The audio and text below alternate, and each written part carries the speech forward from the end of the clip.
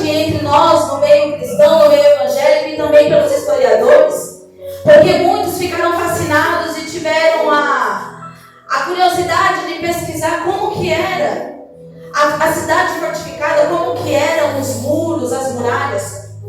E você vai ver, quando pesquisar sobre a cidade de Jericó, que ela não tinha qualquer muro, não.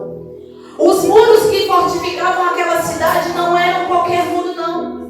Para começo de conversa, eram 2 muros, onde um se distanciava do outro em cerca de 4 a 5 metros de distância entre um e outro. E nesse meio haviam casas, haviam moradias. E esses muros também não eram feitos com qualquer tipo de material, as pedras eram grandes, até quase 1 metro de comprimento, 10 centímetros aproximadamente de espessuras e metros de altura, que eram quebradas conforme a necessidade para serem empilhadas, articuladas para poder se encaixar e manter aquele muro estável. Todos os muros eles tinham um porquê. Um foi feito antes, e quando ele era menorzinho, continuaram por cima daquele fundamento. E os muros, as muralhas, tinham de 7 a 9 metros de altura. Eram enormes aquelas muralhas. Além de enormes, elas eram grandes. Cada muralha tinha em média 2 metros de espessura. Iam empilhando as pedras, iam empilhando e depois subiam. Imagina você, uma só das muralhas, 2 metros de espessura, com pedras gigantes e de 7 a 9 metros de altura. Aí você andava mais 4 metros, tinha outra muralha, com 2,5 metros a 3,5 metros de largura e metros de altura. Aquela muralha, ela tinha como objetivo proteger aquele povo. E ela foi especialmente produzida a partir do momento que o povo de Israel começa a entrar na terra prometida e de pouco em pouco vão galgando o território. O Senhor fala a Josué: te prepara que amanhã você vai batalhar. E ele ia e batalhava com a presença do Senhor na frente, vencia, conquistava aquela terra. Josué, te prepara, consagre o povo, porque amanhã eu irei na frente de vocês, manda o povo se consagrar, manda o povo me buscar, porque amanhã eu irei com vocês em batalha e vocês vão ganhar. E de pouquinho em pouquinho os territórios de Josué ia ganhando, e a fama de Josué foi se espalhando, e aquela cidade que já era grande, já era fortificada, agora pensa: não, nós somos uma cidade estabilizada, nós somos uma cidade com um exército forte. Mas tem alguém aí, um novato que está chegando e pegando tudo. Vamos fortificar. Vamos ficar mais vigilantes. Josué, sabendo que a próxima cidade era Jericó, porque o Senhor havia avisado, ele estava de longe, avistando as muralhas de Jericó. Quando ele avista um homem, um ser iluminado, com uma espada desembainhada, e ele chega para aquele ser e fala: quem é você? Você está por nós ou contra nós? E aquele ser celestial fala: calma, Josué, eu sou o chefe do exército do Deus vivo, e eu vim aqui para te avisar que é para você se preparar, é para você fazer assim, assim, assim, como diz o Senhor, porque vocês irão ganhar a cidade de Jericó. E ali em diante Josué começa a consagrar o povo: vamos nos preparar, porque não é de qualquer jeito que nós vamos enfrentar a luta, meu irmão. Não é de qualquer maneira que nós vamos orar com imposição de mão pela tua cabeça. Não é de qualquer modo que nós vamos na casa de uma família visitar. O Senhor diz: se consagre, se ponha na posição, entre em jejum e oração, porque está vindo uma grande obra. E eu vou estar na frente, mas vocês precisam estar com o seu espírito e a sua carne preparada. Porque existem hostes e potestades que quando você vai usar da unção do Senhor, o teu corpo também fica abalado. A tua carne física também fica abalada. Orar pelas pessoas não é somente colocar a mão: Senhor, livre, expulsa esse demônio. Não. Satanás, ele fica furioso quando ele vê que os ungidos do Senhor estão olhando e descobrindo onde ele está escondido, para vir através das mãos ungidas que o Senhor te deu, orar e ele bater em retirada.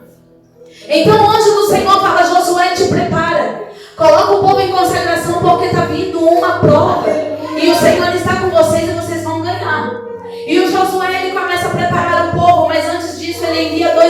espias.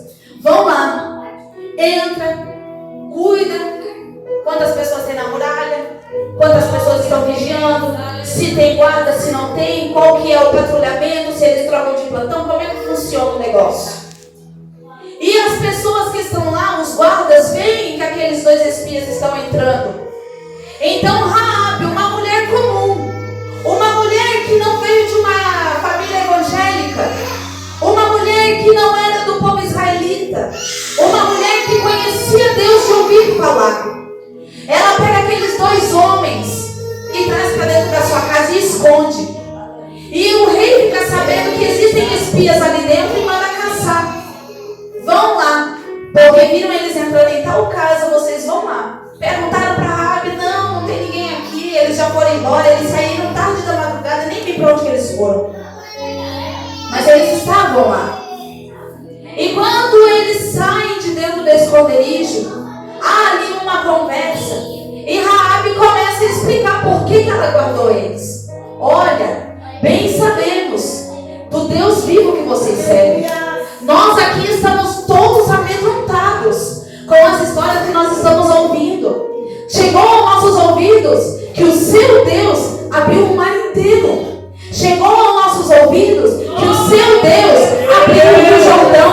Chegou aos nossos ouvidos que o seu povo não passou fome porque o teu Deus está alimentando vocês todos os dias com o pão do céu.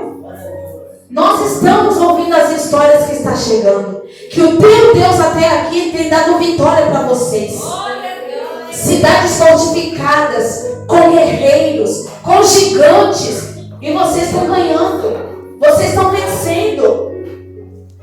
Então, a palavra vai nos dizer que Josué, ele pega e fala. Ela, no caso, fala. Porque o Senhor vosso Deus é Deus em cima dos céus e embaixo da terra. Uma ímpia, uma mulher prostituta, uma mulher que aos nossos olhos está perdida lá fora e não tem mais jeito. E ela reconhece só de ouvir falar que o nosso Deus é poderoso.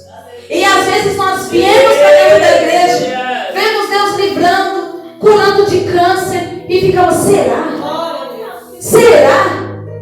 Enquanto o ímpio lá fora está fazendo sacrifícios com o seu corpo por causa de imagem. E nós aqui temos um Deus que não cobra nada e ficamos duvidando, será? Será mesmo? Então ela fala, agora pois, jurai-me vós, peço pelo Senhor, que assim como usei de misericórdia para convosco, também dela usareis para com a casa de meu pai.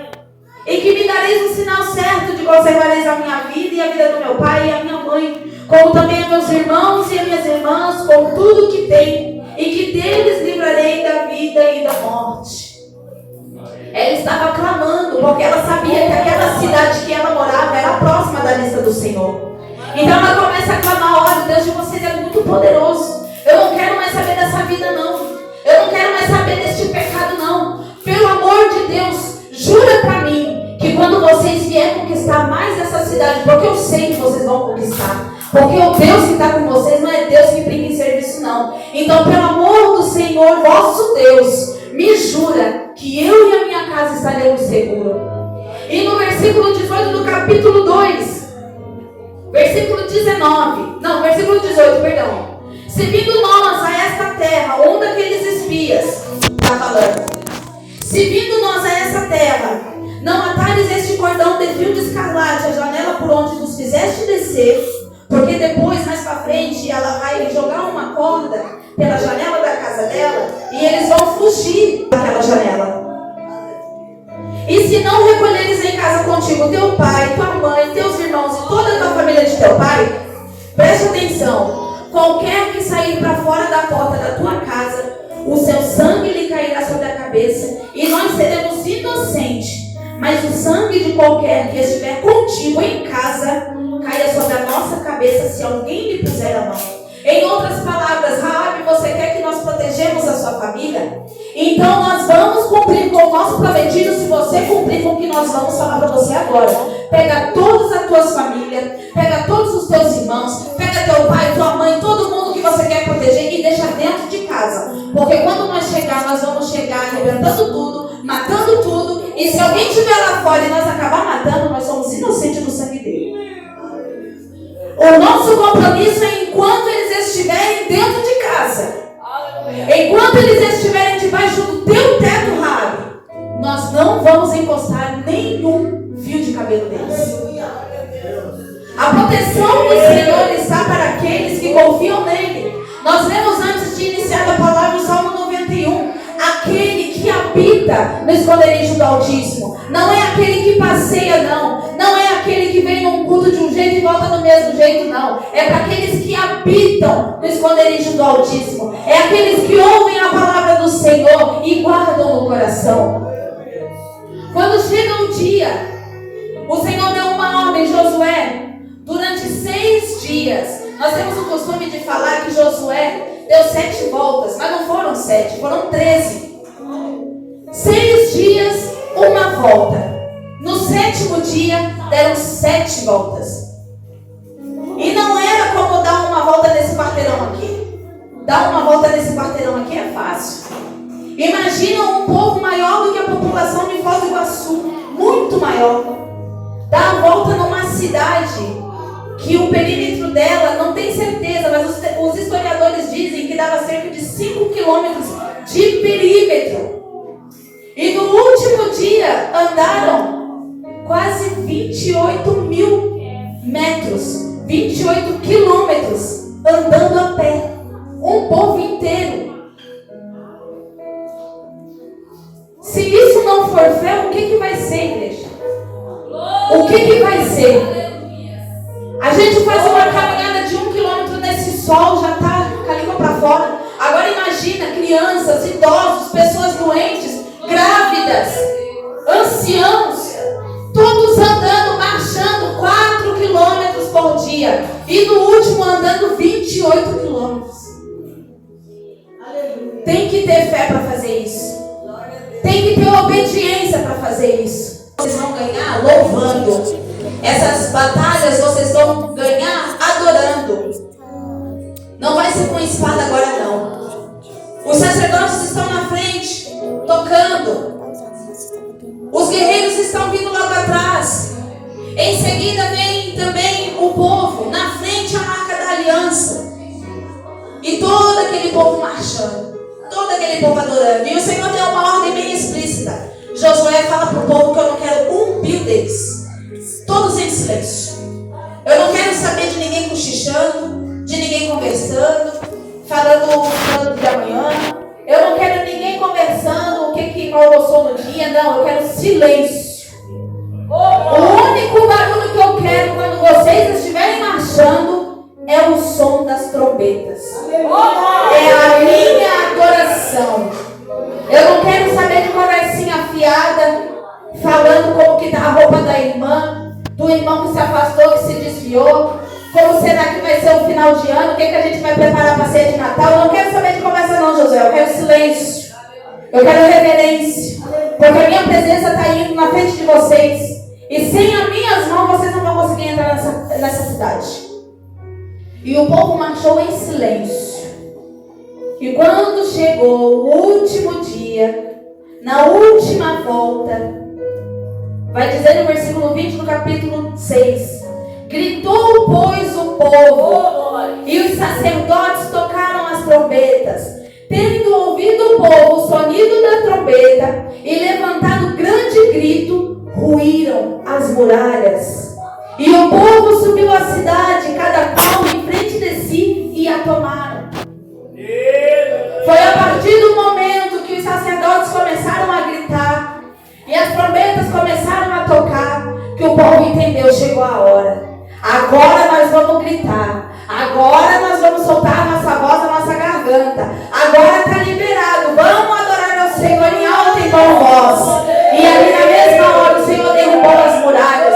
O Senhor derrubou aquelas muralhas enormes que outros povos, outros exércitos já tinham tentado avançar, já tinham tentado invadir e não conseguiam. E o povo de Deus só com trombeta, só com grito, só com a arca da aliança lá na frente, que muitos olhavam, o que é isso? Um objeto que eu nunca vi, mas era a presença de Deus indo na frente. Era a presença do Deus Altíssimo indo na frente.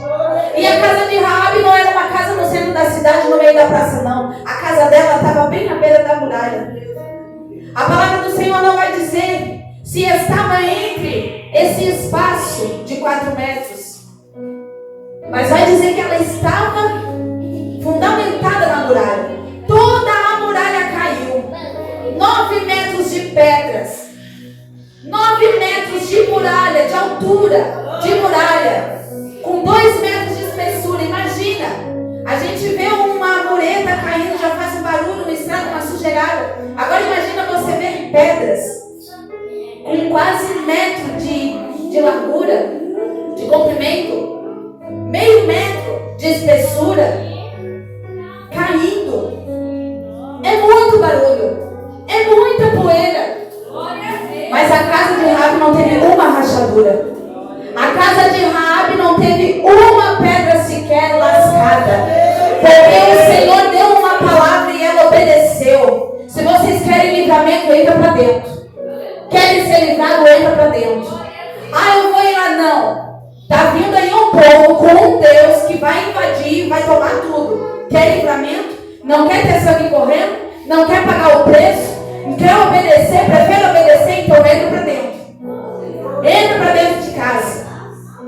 Quando as muralhas começam a cair, Josué pega e fala: olha, nós vamos invadir.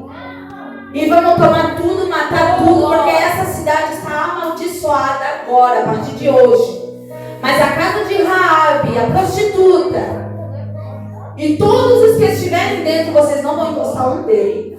Vocês estão proibidos de encostar um dedo nele na sua família. Porque por causa dela, os nossos 2 irmãos, os nossos espias, não tiveram sequer nem um arranhão. Nem chegaram a ver o olhar dos soldados do rei que estava perseguindo ele. E o Senhor, Ele vai livrar. O Senhor, Ele vai livrar Raabe e toda a sua casa. Porque obedeceram a palavra do Senhor. Quantos ouviram um testemunho do meu esposo aqui? Quem não estava? Quem não estava? Para resumir, o Senhor falou 1, falou 2, falou 3, falou 4 vezes, por pessoas diferentes. Mas Ele queria que Deus falasse com ele. Eu também tenho fé, eu quero que o Senhor fale comigo. E quando ele sai para viajar, eu falo: você vai, mas se acontecer alguma coisa no meio do caminho, você volta. Ele voltou por causa de um carregador. Eu imaginei: não, vai estourar um pneu, vai bater o carro, vai acontecer alguma coisa mais trágica. Não, um carregador que ele esqueceu já foi suficiente para ele voltar para trás. Por causa de um carregador. E ali o Senhor falou: não é para ele. Você queria confirmação? Porque eu estava pedindo confirmação para o Senhor. Senhor, será que é para ele mesmo? E quando eu vi ele chegando, falei: meu Deus, não é para ele. Peguei o carregador, fui embora para dentro. Dobrei meus joelhos na mesma hora e falei: Senhor, faz com que ele veja, já que não é para ele ir, faz com que ele veja o livramento que o Senhor tanto está dando. Para ele crer que é o Senhor que está falando. O Senhor não precisa ficar dando a voz diretamente para ninguém, não. Faz com que ele veja o livramento. Ele veio para cá, para Foz do Iguaçu, dá quase 1000 quilômetros de distância. E todo momento eu conversando com ele, parava no posto de gasolina, conversava, chegou, tudo bem, andou aqui, ficou quase uma semana até resolver a compra da casa, deu tudo certo. Quando ele está vindo para casa, eu lembro como se fosse hoje, eu estava ministrando a palavra na nossa congregação lá. Estava tudo certo. Fiz uma janta, esperar ele chegar, tudo arrumadinho. De repente, eu vou olhar o WhatsApp, ele fala o que aconteceu. Com a voz trêmula, chorosa. Hoje eu vi que o Senhor me livrou da morte. Hoje eu vi que as mãos do Senhor pararam o carro. Hoje eu vi que realmente o Senhor estava me avisando, ó. E eu por teimosia. Aí eu peguei e falei: pois é. Porque eu falei para o Senhor: mostra para ele que é o Senhor quem está dando o livramento. Mostra para ele que é o Senhor quem está guardando. Não queira esperar que o Senhor vai se levantar do trono, falar com voz de trovão para você, não. O Senhor às vezes ele pode usar a boca de uma criança para falar contigo. Não fique com orgulho no seu coração de achar que porque você tem tantos anos de crente, O Senhor tem que falar diretamente com você e não pode usar os seus pequeninos, não. Não vá achando que o Senhor ele tem que te dar satisfação de cada passo, de cada movimento que Ele dá. O Senhor é soberano e não deve nada para ninguém. Nós temos, a nossa parte é obedecer o que o Senhor fala. Se Ele não está mandando ir, igual eu estava falando para ele, não vai, não vá. Ah, mas eu vou perder um negócio. Ó, um ano antes, o Senhor tinha falado que ia dar a nossa casa. E quando o Senhor falou, vocês vão sair de onde vocês estão para ir para Foz do Iguaçu, eu teimei. Falei, eu não quero sair de Florianópolis. Não quero sair de perto da minha família. Eu estava grávida do meu pequeno ainda. E o Senhor, tu vai e tu vai. Ou tu vai ou tu vai. Quando eu falei, eis-me aqui, Senhor, eu vou. Mas o Senhor vai ter que me dar minha casa. Sair daqui para pagar aluguel, eu não quero. O Senhor falou que ia me dar minha casa, então a minha casa vai ser lá. Aí o meu esposo procurando casa para alugar e eu procurando casa para comprar. Mulher não tem dinheiro, não interessa. O Senhor vai abrir o céu e vai fazer alguma coisa. A minha casa vai estar lá. E aí o Senhor preparou. E quando ele falava, não, eu tenho que ir, porque senão eu vou perder o negócio, eu falava, homem, calma. A casa já é nossa. O Senhor falou que aonde Ele põe a mão, o diabo não consegue roubar. Se o Senhor está falando que não é para ir agora, não vai. Você não vai perder o negócio. Pode chegar gente lá com dinheirinho à vista. Não vai pegar, é minha e pronto. Mas pela teimosia, o Senhor permitiu ele ir. O Senhor permitiu ele ver. Para que hoje ele falasse verdadeiramente: o Senhor é Deus que livra. O Senhor é Deus que guarda. E o Senhor é um Deus que fala. O Senhor é um Deus que fala.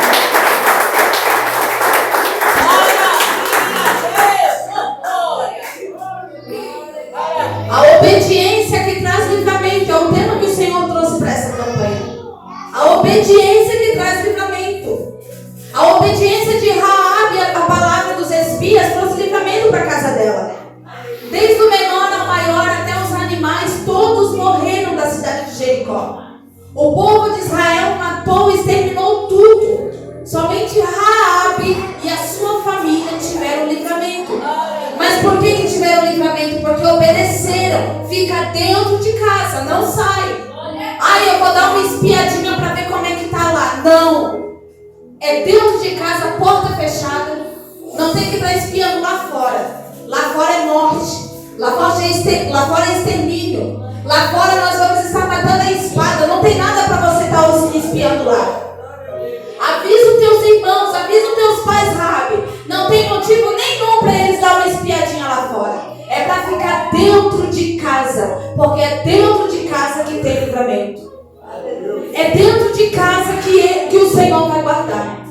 Se vocês pisar o pé para fora e a gente matar, nós nos livramos do nosso juramento. E tem mais. Para a gente saber que é a tua casa, coloca uma corda de fio de escarlate para fora. Uma corda cor de sangue. Uma corda cor de sangue. A casa de Raabe tinha uma coisa que as outras casas não tinham. Uma corda na cor de sangue. Por que os primogênitos do povo de Israel não morreram no Egito? Porque o umbral da porta estava marcado com sangue. Sangue do cordeiro. A nossa casa tem que estar marcada com o sangue do cordeiro. Ai, irmão, como é que eu faço? Vou ter que matar um animal e marcar? Não. Dobra o teu joelho. Apresenta a tua casa ao Senhor. Mas o meu filho não é crente, meu esposo não é crente. Se você tem fé, todos irão ser livrados. Por causa de Raabe, a família dela não fez reunião. A família dela não falou, não, Raabe, vamos continuar, vamos fazer como você está falando, não. Uma mulher foi o suficiente para trazer livramento